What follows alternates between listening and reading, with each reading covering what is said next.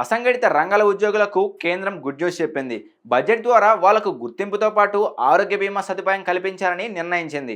ఈ నిర్ణయంతో కోటి మంది గిగ్ వర్కర్లకు లాభం చేకూరనుంది. ఈ శ్రమ్ పోర్టులో రిజిస్ట్రేషన్ చేసుకునే అవకాశంతో పాటు ఆరోగ్య బీమా సదుపాయం కల్పించాలని నిర్ణయించినట్లు కేంద్ర ఆర్థిక మంత్రి నిర్మలా సీతారామన్ తన బడ్జెట్ ప్రసంగంలో వినిపించారు.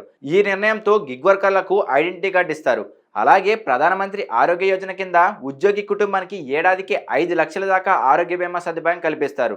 అలాగే గిగ్ వర్కర్ల సామాజిక భద్రత కోసం త్వరలో ప్రత్యేక పథకం తీసుకురానున్నట్లు నిర్మలా సీతారామన్ ప్రకటించారు.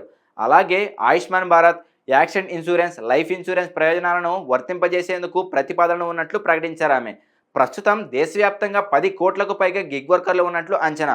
2030 నాటికి ఆ సంఖ్య 23 కోట్లకు చేరుతుందని నీతి ఆయోగ్ అంచనా వేస్తుంది.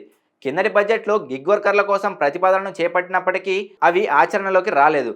అయితే ఈసారి బడ్జెట్లో ఖచ్చితమైన నిర్ణయాలు ప్రకటించారు.